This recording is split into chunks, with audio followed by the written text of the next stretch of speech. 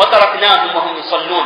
Quand on est venu les voir, on est venu les voir au début, ils faisaient la salat. Et lorsqu'on les a quittés, ils étaient en train de faire la salat. Comment Allah est content d'un musulman qui ne rate pas un namaz dans la journée? Ça, c'est notre objectif qu'après le Ramadan, s'il y avait manquement dans mes a'mal, dans mes salats, d'être ferme sur l'accomplissement des salats. Parce qu'il faut savoir que la salat, c'est tawfiq min Allah. C'est Allah qui choisit qui le veut pour faire la salat. Et plus encore pour venir à la masjid. Le Nabi Qassam dit وَمَا أُعْطِيَ عَبْدٌ عَطَاءً خَيْرًا مِنْ أَنْ يُؤْذَنَ لَهُ فِي رَكْعَتَيْنِ يُصَلِّيهِمَا. Il n'y a pas un plus grand bienfait qu'Allah puisse accorder à un serviteur que le tawfiq de faire 2 rakats de namaz. Par compréhension inverse, nous pouvons déduire que si je ne fais pas Maghrib, ou si je ne fais pas Isha, c'est que Allah ne m'a pas donné tawfiq. C'est que Allah ne m'a pas choisi. C'est que Allah n'a pas vu en moi les qualités pour obtenir les récompenses de la salat. Est-ce qu'on peut accepter ça? Il dit non, je ne veux pas être condamné, je ne veux pas être recalé aux gens qui sont abandonnés par Allah. D'où l'importance, si on a eu des manquements, on fait le premier pas vers Allah. On connaît ça, il dit que celui qui s'approche d'Allah d'un pas, Allah vient vers lui 2 pas. Celui qui vient auprès d'Allah d'un enfant, Allah vient lui couder. Puis d'autres métaphores, en marchant, Allah vient vers lui en courant. Montrez à Allah votre bonne volonté. Montrez à Allah, faites l'intention qu'à partir de ce Ramadan, je reste ferme dans mes 5 salats, que ce soit la masjid ou alors au pied des câbles dans mon lieu de travail. Et vous allez voir si Allah il sait, il le sait, que votre cœur est pur, votre intention est sincère, Allah ouvrira les portes de Qaboul pour vous. Allah Ta'ala créera des situations que même si vous n'imaginiez pas, vous pourrez faire vos salats. Même si mathématiquement les horaires ne vous le permettent pas. Et si quelqu'un, il trouve que la salat c'est dur, c'est grave. Quand le premier salat, Allah Ta'ala dit, وَاسْتَعِينُوا بِالصَّبْرِ وَالصَّلَاةِ وَإِنَّهَا لَكَبِيرَةٌ إِلَّا عَلَى الْخَاشِعِينَ. Allah Ta'ala, ce verset on va expliquer par la suite, mais le morceau وَإِنَّهَا لَكَبِيرَةٌ إِلَّا عَلَى الْخَاشِعِينَ, que la salat, en ce sens, est lourde pour les gens, sauf pour les gens qui sont dévoués, les gens remplis d'humilité, qui ont le khushu' en eux. Alors, si moi je trouve la salat lourde, ça veut dire que je ne fais pas partie de ces gens-là. Est-ce que je peux me permettre de m'auto-exclure du groupe élu par Allah? Non. Donc, faire des efforts pour rentrer dans ce groupe des khashi'in, ceux qui ont l'humilité, ceux qui sont dévoués au culte à l'adoration d'Allah. Et si je ne vois pas trop l'intérêt de faire la salat, ça veut dire que mon iman sur l'au-delà, sur l'yawmul akhir, n'est pas complet. Car Allah dit à la suite, الَّذِينَ يَظُنُّونَ أَنَّهُمْ مُلَاقُو رَبِّهِمْ وَأَنَّهُمْ إِلَيْهِ رَاجِعُونَ. Qui sont les gens qui ont le khushu'? Ce sont ceux qui ont en ce sens la certitude qu'ils vont un jour rencontrer leur Rabb et que c'est auprès de leur Allah qu'ils vont retourner. C'est-à-dire que, c'est clair, si ça ne me fait rien de rater un ou plus d'un namaz, c'est que je n'ai pas la foi 100% sur ce jour où je serai auprès d'Allah et que Allah demandera aux anges de vérifier son namaz en premier. Est-ce que c'est complet ou il y a des manquements? C'est-à-dire mon iman dessus n'est pas complet. Donc il faut faire un travail sur soi-même. Nous ne sommes pas une milice religieuse, on ne va pas venir prendre les gens, amener namaz. Non, ça c'est une relation entre chaque musulman et Allah. Personne n'oblige quiconque à faire des ibadah, à faire namaz. C'est chacun qui prend, qui fait son choix et qui prend sa décision. Et le namaz, c'est un ibadah qui vous ouvre les portes de l'acceptation du doigt. On sait que le doigt de namaz est accepté. On sait que le doigt entre le adhan et le iqama est accepté. Maintenant, si quelqu'un il fait namaz et doigt juste durant le mois de Ramadan, vous savez qu'est-ce qui se passe? Les anges, lorsqu'ils entendent des invocations venant de quelqu'un qui fait des ibadats saisonniers, périodiques, ils disent, en se disant, quelle est donc cette voix étrange? C'est une voix qu'on n'entend jamais. C'est une voix qui vient uniquement soit dans des moments de difficulté, soit dans des moments spécifiques. Et c'est contraire à ce qu'Allah Ta'ala attend de nous. La meilleure des actions, la plus aimée par Allah, c'est celle qui est faite tout le temps, régulièrement. Ça ne sert à rien de faire beaucoup de tahajjud tout Ramadan et d'abandonner la salat dans les autres mois de l'année. Alors, il faut être bien conscient, dernier point, qu'Allah nous a fait une promesse. Hadith de Ubadah ibn Samit, que, en français on dit que 5 salats, Allah Ta'ala dit, j'ai rendu ces 5 salats, non, c'est pas j'ai rendu, Allah a rendu ces 5 salats obligatoires sur ses serviteurs. Celui qui les accomplit tamam, complet, comme il le faut, avec les conditions. Vous voyez, cette personne a la promesse d'Allah de lui faire entrer au paradis. Et si Allah il fait une promesse, jamais Allah Ta'ala ne manquera cette promesse. Mais qui n'aimerait pas avoir la promesse d'accéder au paradis. Et qui est assez bête pour manquer ces salats et de louper une promesse aussi. Cette promesse, c'est la consécration pour un musulman. Maintenant, deuxième hadith, on va s'arrêter. Notre prophète sallallahu alayhi wa sallam avait expliqué une fois les sahaba comment fera le Kawthar. Et là, un sahaba dit au prophète d'Allah, pose une question. De nos jours, on ne pose plus de questions. On peut faire des grands bayans, des discours. On a honte à les demander, vous les savez, une question. Est-ce que c'est comme ça? Parfois, je ne parle pas des questions de masla, ça on demande ça, mais les questions de compréhension. Pourquoi ça? Pourquoi c'était rendu obligatoire? Quelle est la hikmat dedans? Ça ne veut pas dire que je vais y croire à partir du moment où j'ai eu la réponse, non! Mais pour qu'il y ait tabayoun, pour qu'on soit bien conscient de l'importance de la chose, pour qu'on ne fasse pas ibadat taqlidan, par héritage culturel, non, par compréhension, avec iman et yaqin et khushu' et khudu'. Quand on comprend qu'est-ce qu'on fait, là, on va y mettre du cœur. Là, il y aura concentration, là, il y aura istiqama, et là, il y aura effet sur le cœur. Parce que chaque ibadat apporte quelque chose au iman. Et donc, un sahaba, il demande au prophète d'Allah, Ya Rasulallah, comment vas-tu nous reconnaître en ce jour? Il dit que, et le sahaba dit qu'en ce jour, en ce sens, il y aura beaucoup de gens, depuis Adam alayhi salam jusqu'au dernier des hommes. Comment vas-tu nous reconnaître? Le prophète sallallahu alayhi wa sallam dit que lakum sima, vous aurez un signe apparent sur vous. Aucune communauté n'aura ce signe. Tariduna alayya ghirran muhajjalina min athari al-wudu. Vous serez illuminés par le nour, la lumière du wudu. Ce hadith rapporté par Imam Muslim. C'est-à-dire que le wudu apporte une lumière pour le mu'min. Mais qui dit wudu dit namaz.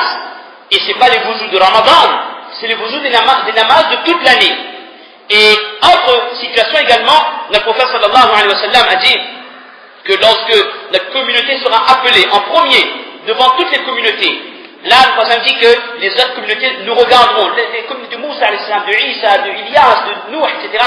Et Namdi, nous allons passer auprès d'eux avec le visage illuminé par le barkat du wudu. Et là, ces gens vont dire, Kadat hadhihi al-umma an takuna anbiya'a kullaha. On dirait que toutes ces personnes sont des prophètes, tellement ils sont magnifiques. Leur visage est illuminé.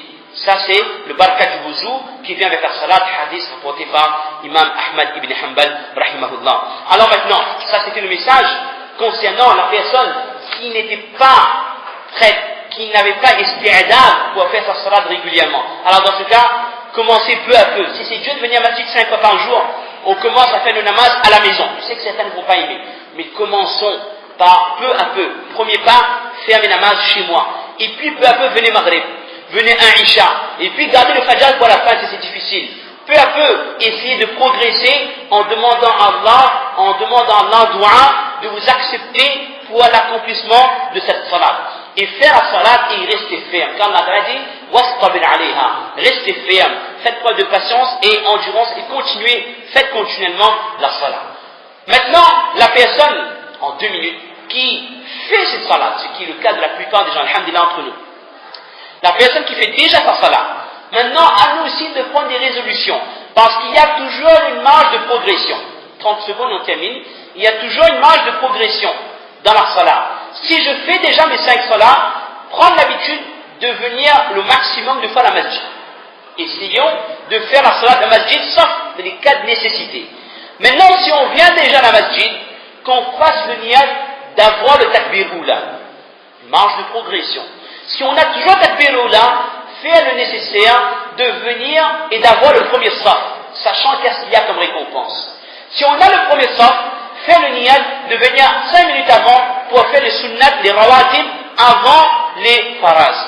Si on le fait déjà, travaillez maintenant sur notre concentration, sur notre khushu', car d'une personne à l'autre, je vous dis qu'il y a 2 namazs différents. Notre personne dit un hadith, Inna rajulayni, on terminera avec ça, la yaqumani fi salati, wa ruku'ahuma, wa sujudahuma wahid, wa innama bayna salatihima kama bayna as-samawati wal ard, qu'il y a des gens, il y a 2 personnes, ils font la même salat, le même ruku', le même sujud, mais entre les 2 salats, c'est comme la distance qu'il y a entre les cieux et la terre. Tabayun, c'est par rapport à la concentration dans la salat. Regardez notre salat, et regardez ce sahaba, qui s'appelle Mohammed ibn Abdullah ibn Zubair, qui était blessé à la jambe. Les docteurs disent qu'il faut absolument amputer la jambe. Alors, cette personne dit, il n'y a pas d'autre solution. Il dit, en ce sens, il n'y a pas d'autre solution. Ce sahaba dit que laissez-moi faire salat. Dans mon namaz, vous amputez ma jambe. Et pendant ta salat, c'est pas des histoires, c'est pas gris, c'est pas des contes ça. Ça c'est hadith authentique des sahaba, nos qudwa, nos exemples. Dans la salat, ils amputent sa jambe, et après la salat, elle demande qu'est-ce qui s'est passé. Elle n'est même pas consciente. Alors que nous, s'il y a, je vous assure, je parle de comment en premier, faites namaz, même faraz ou tarawih, imaginez qu'il y ait un contre-la-volant qui passe. C'est l'euphorie. J'ai raconté cette histoire, on était à Madina une fois, il y avait une grosse araignée, des araignées qui sortent du pied d'âne, tombées. C'est catastrophe dans toute la Jamaat, on était encore jeunes, vous voyez, l'année par an. Concentration de musulmans au XXIe siècle, à l'île de la Réunion, et Sahaba qu'on ampute une jambe blessée, et qu'il ne se rend compte de rien parce qu'il est en train de faire la salat. C'est ça, entre les cieux et la terre. Donc, même si on est régulier dans la salat, essayez de ne pas faire, de travailler la concentration, de travailler les sifats de la salat, et faire la salat avec ce qu'on appelle al-ihtisab. Beaucoup de musulmans qui ne savent pas c'est quoi ihtisab. Et c'est préjudiciable. Ihtisab, c'est quoi? C'est faire l'action avec le désir de rétribution, avec le yaqin que j'aurai mon sawab pour ça. Ihtisab, c'est ça. Je fais l'action, mais je suis conscient que Allah me donne quelque chose avec ça. Et ce qui fait qu'on aura plus de motivation pour faire ce amal. Qu'Allah donne le temps de comprendre. Alors, on avait la moitié du programme reste encore. La moitié concerne maintenant la personne qui fait sa salat comme il le faut. La troisième étape, c'est quoi? On va faire ça, Inch'Allah, c'est l'âme de encore vie, tawfiq, la semaine prochaine. Troisième étape, bon, on voulait dire ça au départ. La namaz, première chose, le faire. Si on le fait déjà, le pas faire, tahsin al-salat qu'on appelle, on a vu ça aujourd'hui. On le fait correctement, ordonner à la famille, madame et les enfants de faire la salat. Si c'est le cas, essayez de progresser dans les nawafil avec la famille. Un homme qui se lève tahajjud, sa femme se lèvera. Une femme qui se lève, l'homme a honte de réciter de lui. Ça c'est comme ça. S'il y a ce degré, faire en sorte maintenant que la salat devienne la chose qu'on aime le plus. Ahabbu shay ilayna. Et que dans n'importe quelle situation de la vie, on trouve notre salut, on trouve notre réconfort dans la salat. Quatrième étape, que la salat devienne la solution à toutes les situations de notre vie, comme c'était le cas pour les sahaba. Et cinquième étape, que la salat ait l'effet souhaité sur notre cœur.